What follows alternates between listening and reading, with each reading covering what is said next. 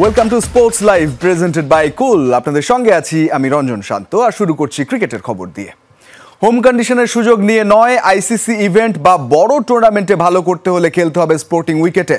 সিলেটে বাংলাদেশ দলের অনুশীলন দেখতে এসে এমনটাই জানিয়েছেন নাজমুল আবেদিন ফাহিম। ঘরোয়া লিগে ভালো করা ক্রিকেটাররা সুযোগ পেলে নিজেদের প্রমাণ করতে পারবে, বিশ্বাস বিসিবির এই পরিচালকের। শক্তিশালী প্রতিপক্ষ না হলেও জিম্বাবুয়ের বিপক্ষে ঘরের মাঠে জয় সন্তুষ্টির হবে মনে করেন নাজমুল আবেদিন ফাহিম।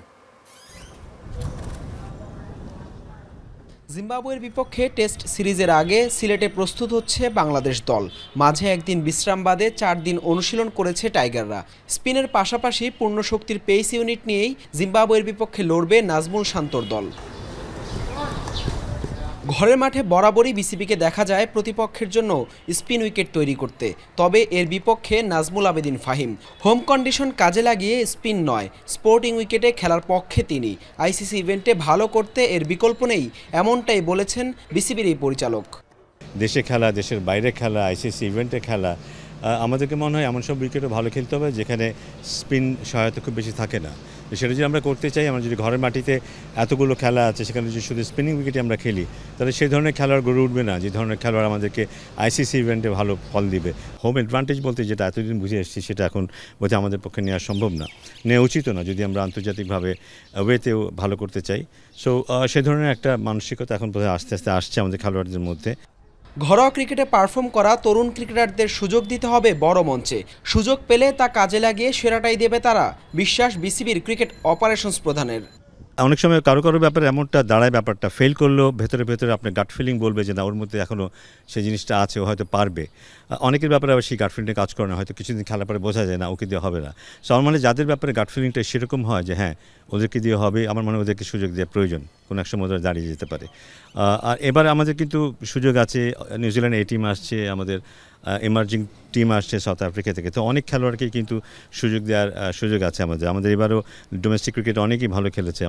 আমি তো আশায় আছি যে অনেকেই এই টিমে খেলবে, এমার্জিং টিমে খেলবে এবং ওরা ওদেরকে প্রমাণ করার সুযোগ পাবে। কিন্তু এখন পর্যন্ত নিজেদের প্রস্তুতিতে সন্তুষ্ট ক্রিকেটাররা, সেই সাথে আছে আত্মবিশ্বাস। প্রতিপক্ষ যেমনই হোক, ঘরের মাঠে নিজেদের দর্শকদের সামনে জয়ের তৃপ্ততা ভিন্ন অনুভূতির মনে করেন নাজমুল আবেদিন ফাহিম। ঘরের মাঠে জেতাটা, নিজেদের ঘরের মাঠে নিজেদের ক্রাউডের সামনে জেতাটা বোধহয় একটা অন্য ধরনের একটা স্যাটিসফ্যাকশনের কাজও করে। হাসান আল মারুফ, যমুনা স্পোর্টস, সিলেট। জিম্বাবুয়ের বিপক্ষে প্রথম টেস্টে উইকেট কিপার হিসেবে কে থাকছেন? জাকের আলী অনেক নাকি মাহিদুল অঙ্কন? দৃষ্টিকটু কিছু মিসে কিপিংয়ে কিছুটা পিছিয়ে থাকলেও ব্যাটিংয়ে দারুণ ছন্দে আছেন জাকের আলী অনেক। অপরদিকে ঘরোয়া ক্রিকেটে নজর কাড়া পারফরমেন্সে অভিষেকের পর এবার জিম্বাবুয়ে সিরিজের সুযোগের অপেক্ষায় মাহিদুল ইসলাম অঙ্কন। জিম্বাবুয়ের বিপক্ষে টেস্টের আগে কিপিং অনুশীলনে জাকের আলী অনেক। উইকেটের পেছনে দৃষ্টিকটু কিছু সুযোগ মিসে কিপার হিসেবে অনেকের অপছন্দের কারণ হলেও ব্যাটার হিসেবে এরই মধ্যে সামর্থ্যের জানান দিয়েছেন জাকের আলী অনেক। বিশেষ করে টেস্ট ফরম্যাটে আছেন দারুণ ছন্দে। 2024 সালে অভিষেকের পর থেকে 3 টেস্টের 6 ইনিংসে খেলেছেন 3টি 50 ইনিংস। এর মাঝে ওয়েস্ট ইন্ডিজের মাটিতে লো স্কোরিং ম্যাচে 91 রানের ইনিংসে বাংলাদেশের জয় ছিল গুরুত্বপূর্ণ অবদান। জিম্বাবুয়ে সিরিজের প্রস্তুতি হিসেবে ব্যাট হাতে যেমন নেটে ঘাম ঝরাচ্ছেন, তেমনি নবাগত ফিল্ডিং কোচ জেমস পামেন্টের সাথে কিপিংয়ে দিচ্ছেন বিশেষ নজর। জাকেরের পাশের নেটেই ব্যাটিং অনুশীলনে মাহিদুল ইসলাম অঙ্কন। লিটন দাসের অনুপস্থিতিতে জিম্বাবুয়ে সিরিজে উইকেটরক্ষক হিসেবে স্কোয়াডে আছেন তিনি, তাই অঙ্কনের প্রতি সবার নজরটাও যেন একটু বেশি। টানা 3 দিনের অনুশীলনে দলের সাথে কিপিংয়ের পাশাপাশি ব্যাটিংয়েও নিজেকে ঝালাই করছেন এই ডানহাতি ব্যাটার। ঘরোয়া ক্রিকেটে উইকেটের পেছনে যেমন আছেন গুডবুকে, তেমনি ব্যাট হাতেও এনসিএল, ডিপিএলে ভালো পারফর্ম করেছেন অঙ্কন। সবশেষে এনসিএলে 6 ম্যাচে প্রায় 58 গড়ে রান করেন তিনি। ডিপিএলের সবশেষ আসরে মোহামেডানের হয়ে 16 ইনিংসে 1 সেঞ্চুরি ও 7 হাফ সেঞ্চুরি করেছিলেন 25 বছর বয়সী এই ক্রিকেটার। গেল বছর দক্ষিণ আফ্রিকার বিপক্ষে চট্টগ্রামে অভিষেক টেস্ট খেলা অঙ্কন আছেন দ্বিতীয় সুযোগের অপেক্ষায়। এদিকে স্কোয়াডে থাকা 2 কিপারের মাঝে প্রথম টেস্টের একাদশে সুযোগ পেতে পারেন একজন, যদিও সবশেষ পারফরমেন্স বলছে সিলেট টেস্টে টিকিট পাওয়ার সম্ভাবনাটা সবচেয়ে বেশি জাকের আলী অনেকের। হাসান আল মারুফ, যমুনা স্পোর্টস, সিলেট। দেশের প্রথম স্টেডিয়াম হিসেবে 2026 সাল থেকে মিরপুর স্টেডিয়ামকে বাণিজ্যিক স্থাপনা মুক্ত করার ঘোষণা দিয়েছেন এনএসসি সচিব আমিনুল ইসলাম। তবে দোকান মালিকরা বলছে এমন দাবি ভিত্তিহীন, কারণ তাদের মোটা অঙ্কের অর্থের বিনিময়ে তাদের স্থায়ী বরাদ্দ দিয়েছে সরকার। দোকানের কারণে নিরাপত্তা ঝুঁকি হয়, সেই অভিযোগও মানতে নারাজ দোকান মালিকরা। যে কোনো একটা সাধারণ দিনে মিরপুর স্টেডিয়ামের 4 নম্বর, 5 নম্বর আর ইনডোর গ্রাউন্ডের গেট দিয়ে ঢুকলে আপনার সামনে পড়বে ফার্নিচারের এই দোকানগুলো। হঠাৎ করে এই দোকানগুলো দেখলে বোঝার উপায় নেই এটি কোনো স্টেডিয়াম নাকি সাধারণ কোনো আসবাবপত্রের মার্কেট। বিসিবি বা ক্রিকেট সংশ্লিষ্টদের কাছে এই দোকানগুলো দেশের ক্রিকেটের কলঙ্ক, কারণ ক্রিকেট বিশ্বের কোথাও এমন দৃশ্য আপনার চোখে পড়বে না স্টেডিয়াম চত্বরের মাঝে এমন বাণিজ্যিক কর্মকাণ্ড। ক্রিকেটারদের অনুশীলনে যেতে বিড়ম্বনার পাশাপাশি এই দোকানগুলোর জন্য সমস্যা হয় নিরাপত্তা নিশ্চিত করতে এমন অভিযোগ আছে, যে কারণে মিরপুর স্টেডিয়ামের দোকান সরানোর ঘোষণা দিয়েছে জাতীয় ক্রীড়া পরিষদ। বিদ্যমান বাণিজ্যিক স্থাপনা যারা আছে তাদের মেয়াদটা আমরা নতুন করে আর বাড়াবো না। আপাতত শেরেবাংলা স্টেডিয়াম দিয়ে শুরু হলো এবং পর্যায়ক্রমে আসলে সবগুলি হবে। তবে 2026 সালের চুক্তি শেষ হবার পর দোকান সরানোর যে কথা বলেছেন সচিব, তা পুরোটাই কাল্পনিক বলছেন শেরেবাংলার দোকান মালিকরা। কিসের উপর উনি নির্ভর করে কথাটা বলেছেন আমার জানা নেই। তো এই দোকানগুলো বরাদ্দ হচ্ছে এটা স্থায়ী বরাদ্দ ফরএভার। সেখানে 25-এ শেষ হয়ে যাবে, 26-এ শেষ হয়ে যাবে, 27-এ শেষ হয়ে যাবে, এরকম কোনো ম্যাটার আছে বলে আমি মনে করি। স্থায়ী বরাদ্দই এটা, যেহেতু হস্তান্তরযোগ্য এবং পরবর্তী তার ছেলে মেয়েও এটার মালিক হয় ওয়ারিশ অনুযায়ী, তাহলে এটা তো আর অস্থায়ী বরাদ্দ বলা কোনো যৌক্তিকতা আছে বলে আমি মনে করি না।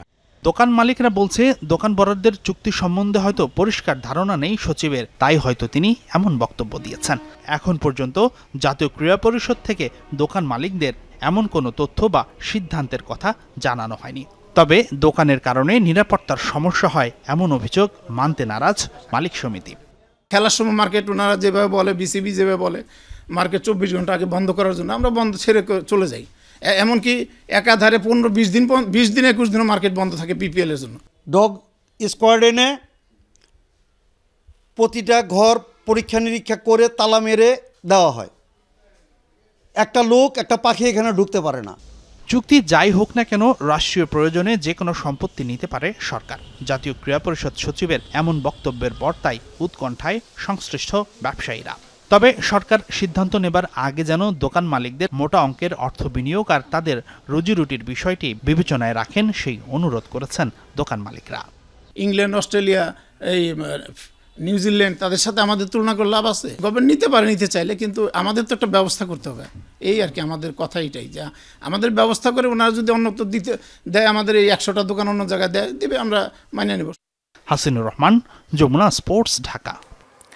এবারে নারী বিশ্বকাপ বাছাইয়ের খবর। হ্যাটট্রিক জয়ের পর উইন্ডিজের কাছে হোঁচট খেয়ে বিশ্বকাপ খেলার অপেক্ষা বাড়ল বাংলাদেশের। লাহোরে আগে ব্যাট করে 9 উইকেটে 227 রান করে ফারজানা শারমিনরা। জবাবে 14 ওভার আগেই 3 উইকেটে জয় তুলে নেয় উইন্ডিজ। এই পরাজয়ে বিশ্বকাপের মূল পর্বে খেলার অপেক্ষা বাড়ল জ্যোতিদের। শেষ ম্যাচে পাকিস্তানকে হারালে নিশ্চিত হবে টিকিট, হারলে ভাগ্য নির্ধারণ হবে রান রেটে। জিতলেই নিশ্চিত বিশ্বকাপ, এমন সমীকরণের ম্যাচে হোঁচট খেল বাংলাদেশ। অপেক্ষাকৃত দুর্বল 3 দলের বিপক্ষে টানা 3 জয়ের পর ওয়েস্ট ইন্ডিজের বিপক্ষে 3 উইকেটের পরাজয় বিশ্বকাপ খেলার অপেক্ষা বাড়ালো জ্যোতিদের। ক্যারিবিয়ানদের জন্য লক্ষ্যটা ছিল 228। 26 রানের মাথায় জাইডা জেমসকে ফিরিয়ে ভালো কিছুর ইঙ্গিতও দিয়েছিলেন জান্নাতুল ফেরদৌস। তবে এরপরই দলকে এগিয়ে নেন জোসেফ ও ক্যাম্পবেল। রাবেয়া ও ফাহিমা এই দুজনকে ফেরালে এবার আরও শক্ত জুটি বাঁধেন স্টেফানি টেইলর ও হেইলি ম্যাথিউস। তাদের দুজনকেও দুর্দান্ত বোলিংয়ে ফেরান মারুফা। তবে এরপর সাবিকা ও আলাইহার সঙ্গ নিয়ে অপরাজিত 50-তে দলকে জয়ের বন্দরে পৌঁছে দেন হেনরি। এর আগে লাহোরে টস জিতে ব্যাটিংয়ে নেমে 16 রানের মাথায় ওপেনার সোভানা মোস্তারিকে হারিয়ে ধাক্কা খায় বাংলাদেশ। 118 রানের বড় জুটিতে সেই ধাক্কা সামাল দেন ফারজানা হক ও শারমিন আক্তার। তবে 42 রান করা ফারজানা আর 67 করা শারমিনকে একই ওভারে সাজঘরে পাঠিয়ে আবারও ছন্দপতন ঘটান ক্যারিবিয়ান পেসার আলাইহা অ্যালায়ান। জ্যোতি, ঋতু, স্বর্ণা কিংবা ফাহিমা, হাসেনি কারো ব্যাট। একাই 4 উইকেট নিয়ে আলাইহা কোণঠাসা করে দেন জ্যোতি নাহিদাদের। তবে শেষটায় নাহিদার 25 আর রাবেয়া খানের অপরাজিত 23 রানের মূল্যবান ইনিংসে 200 পেরোয় বাংলাদেশ। তবে 227 রানের সেই স্কোর কিছুটা চ্যালেঞ্জ তৈরি করলেও জয় এনে দিতে পারেনি লাল সবুজের মেয়েদের। জ্যোতিদের অপেক্ষা এখন শেষ ম্যাচ জয়ের। স্বাগতিক পাকিস্তানকে বধ করলেই বিশ্বকাপের টিকিট পাবে বাংলাদেশ। হারলে উইন্ডিজ ও স্কটল্যান্ডের সাথে নেট রান রেটের হিসেবে ভাগ্য নির্ধারণ হবে টিম টাইগ্রেসের। রঞ্জন শান্ত, যমুনা স্পোর্টস। এবারে ডিপিএল এর খবর। বড় পরাজয়ে সুপার লিগ শুরু করলো মোহামেডান। বৃষ্টিবিঘ্নিত ম্যাচে লেজেন্ডস অব রূপগঞ্জের কাছে 9 উইকেটে হেরে শিরোপা রেস কঠিন করে তুলল মতিঝিল পাড়ার ক্লাবটি। বৃষ্টিবিঘ্নিত অপর ম্যাচে অগ্রণী ব্যাংককে 4 উইকেটে হারিয়ে শিরোপার আরও কাছে আবাহনী। আর শিরোপা প্রত্যাশী আরেক ক্লাব গাজী গ্রুপ ক্রিকেটার্সকে 3 উইকেটে হারিয়েছে Gulshan cricket club. Super league দিয়ে ডিপিএল এর এবারের মৌসুমের যাত্রা শুরু করলেন মোস্তাফিজুর রহমান। মিরপুরে অবশ্য বল হাতে মাঠে নামার আগেই পরাজয় প্রায় নিশ্চিত হয়ে যায় তার দল মোহামেডানের। টস হেরে ব্যাট করতে নেমে 95 রানে নেই দলটির টপ অর্ডারের 6 ব্যাটার। ব্যর্থতার মিছিলে ছিলেন অভিজ্ঞ মাহমুদুল্লাহ রিয়াদ, ফরহাদ হোসেনরা। তানভীর ইসলামের স্পিন ভেলকিতে 117 রানে 7ম উইকেট হারানোর পর নামে বৃষ্টি। এরপর আর ব্যাটিং করা হয়নি মতিঝিল পাড়ার ক্লাবটির। বৃষ্টি আইনে রূপগঞ্জের সামনে লক্ষ্য দাঁড়ায় 22 ওভারে 93 রানের, যা মাত্র 1 উইকেট হারিয়ে টপকে যায় লেজেন্ডস অব রূপগঞ্জ। সর্বোচ্চ 55 রান করেন সাইফ হাসান, আর সৌম্য সরকারের ব্যাট থেকে আসে 36 রান। বিকেএসপি 3 নম্বর মাঠে আবাহনীর বিপক্ষে ব্যাট করতে নেমে শুরুটা ভালোই ছিল অগ্রণী ব্যাংকের। দলীয় সংগ্রহ যখন 3 উইকেটে 109 রান, তখনই নামে বৃষ্টি। 48 রান করে অপরাজিত ছিলেন ইমরুল কায়েস। এরপর বৃষ্টি আইনে 22 ওভারে 157 রানের লক্ষ্য পায় আবাহনী, যা 6 উইকেট হারিয়ে টপকে যায় আকাশী নীলরা। সর্বোচ্চ 46 রান আসে জিসান আলমের ব্যাট থেকে। এই জয়ে শিরোপার আরও কাছে আবাহনী। শিরোপা রেসে থাকা গাজী গ্রুপ ক্রিকেটার্সও পড়েছে বৃষ্টির বাধায়। বিকেএসপির 4 নম্বর মাঠে টস হেরে ব্যাট করতে নেমে 3 উইকেট হারিয়ে 110 রান যখন দলটির স্কোরবোর্ডে, তখনই শুরু হয় বৃষ্টি। সর্বোচ্চ 36 রান করেন সাদিকুর রহমান। জবাবে 22 ওভারে 162 রানের লক্ষ্য পায় গুলশান ক্রিকেট ক্লাব, যা নাইম ইসলামের হাফ সেঞ্চুরিতে 7 উইকেট হারিয়ে টপকে যায় গুলশান। মুজরাবিন তারেক, যমুনা স্পোর্টস। বৃষ্টিবিঘ্নিত বৃহস্পতিবার সিলেটে 30 মিনিটের মতো অনুশীলন করেছে জিম্বাবুয়ে দল। নির্ধারিত সময়ে মাঠে আসলেও 2 দফায় বৃষ্টির বাধায় পড়ে ক্রিকেটাররা। অল্প সময়ের অনুশীলনে বিশেষ নজর ছিল 2 ইংলিশ ক্রিকেটার টম কারান ও স্যাম কারানের ভাই বেন কারানের দিকে। তবে এই বৃষ্টি চোখ রাঙাচ্ছে পুরো সিলেট টেস্টেই। শাহিন আলমের তোলা ছবিতে সিলেট থেকে বিস্তারিত হাসান আল মারুফের রিপোর্টে। একদমই যেন চেনা এক মুখ। প্রথম দেখায় মাথায় আসবে 2 ইংলিশ ক্রিকেটার ভাই স্যাম কারান, টম কারানের কথা। ক্যামেরার লেন্সে থাকা জিম্বাবুয়ের এই ক্রিকেটারের নাম বেন কারান। বড় ভাই টম আর ছোট ভাই স্যাম ইংল্যান্ডের জার্সি গায়ে জড়ালেও সুযোগ না মেলায় জিম্বাবুয়ের হয়ে অভিষেক হয় বেন কারানের। বাবা কেভিন কারান ছিলেন জিম্বাবুয়ের ক্রিকেটার। ভাইদের পথে না হেঁটে বাবাকে অনুসরণ করেন বেন। গেল ডিসেম্বরে জিম্বাবুয়ের জার্সিতে অভিষেকের পর খেলেছেন 3 টেস্ট। নামের পাশে 150 থাকা এই টপ অর্ডার ব্যাটার এখন দলের সাথে বাংলাদেশ সফরে। বৃষ্টিস্নাত সিলেটে বুধবার মিনিট 30-এর মতো অনুশীলনের সুযোগ পায় জিম্বাবুয়ে দল। নির্ধারিত সময় সকাল 10টার কিছু সময় আগে মাঠে আসে ক্রেইগ আরভিনরা। এরপরই ঝুম বৃষ্টিতে ভেস্তে যায় 1 ঘন্টা। তবে বৃষ্টি থামলে অল্প কিছু সময় গা গরমের পর ব্যাটিংয়ে নামেন বেন কারান, শন উইলিয়ামসরা। কন্ডিশন বিবেচনায় বোলিংয়ে নিজেদের ঝালাই করে নেওয়ার চেষ্টায় ছিলেন 2 স্পিনার ওয়েলিংটন মাসাকাজ্জা, ওয়েসলি মাদভেরেরা। পাশের নেটেই 2 পেসার রিচার্ড এনগারাভা আর ব্লেসিং মুজারাবানিও করেছেন অনুশীলন। এরপর আবারও বেরসিক বৃষ্টিতে বন্ধ হয়ে যায় অনুশীলন।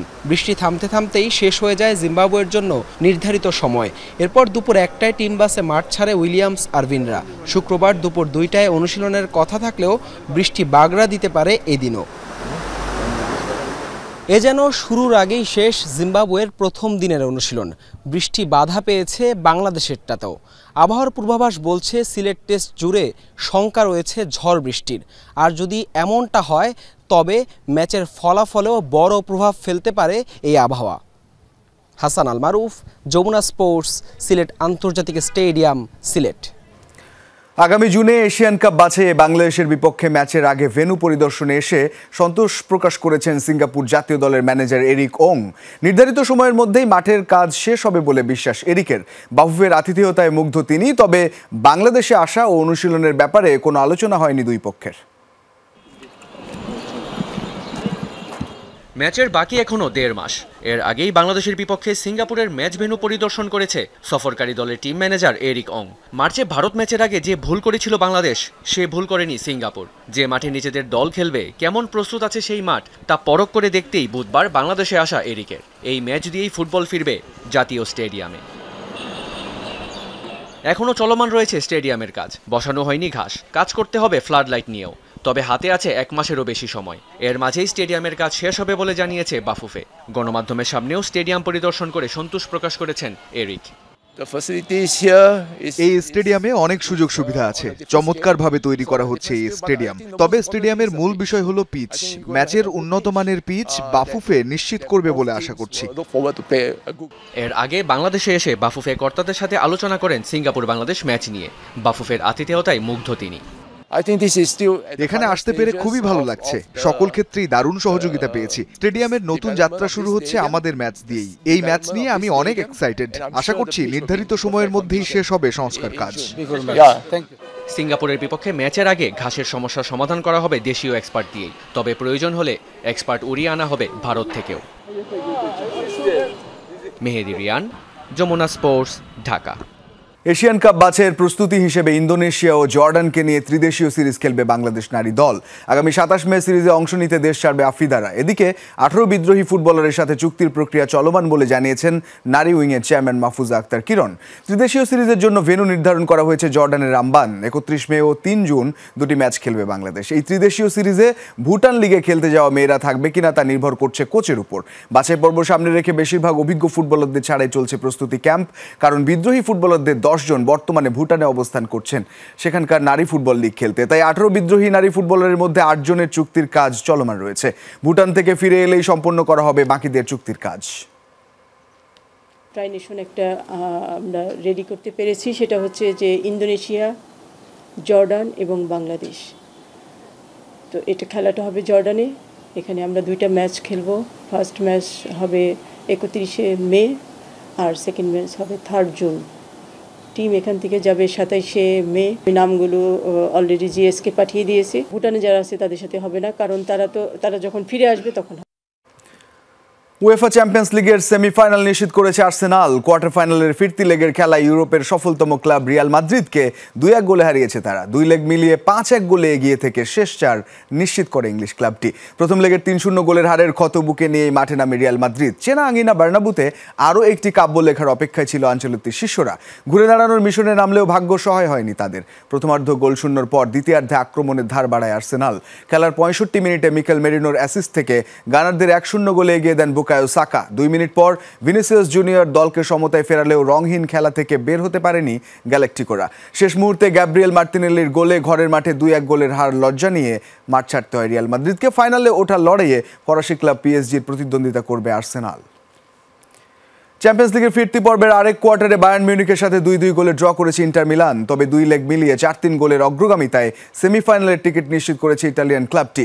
মিলানোতে আক্রমণ পাল্টা আক্রমণের মধ্য দিয়ে এগিয়ে যেতে থাকে খেলা। প্রথমার্ধে সুযোগ তৈরি করেও গোলের দেখা পায়নি কোনো দল। দ্বিতীয়ার্ধের শুরুতেই হ্যারি কেইনের গোলে 1-0-তে লিড পায় বায়ার্ন। 58-61 এই 3 মিনিটের ব্যবধানে লাউটারো মার্টিনেজ ও পাভারদের গোলে ভালো অবস্থানে চলে যায় ইন্টার মিলান। 76 মিনিটে সফরকারীদের ফিকে হয়ে যাওয়ার স্বপ্নে আশার সঞ্চার করেন এরিক ডায়ার। 2-2 গোলে লিড এনে দিয়ে পাল্টা চ্যালেঞ্জ জানান স্বাগতিকদের। তবে শেষ মুহূর্ত চেষ্টা করেও গোলের সংখ্যা বাড়াতে পারেনি তারা। শেষ পর্যন্ত 2 লেগ মিলিয়ে 4-3 গোলে জয় নিয়ে মাঠ ছাড়ে ইন্টার মিলান। শেষ 4-এর লড়াইয়ে ইটালিয়ান ক্লাবটির প্রতিপক্ষ স্প্যানিশ জায়ান্ট ক্লাব বার্সেলোনা। এই ছিল আজকের স্পোর্টস লাইভে। এতক্ষণ সঙ্গে থাকার জন্য ধন্যবাদ সবাইকে।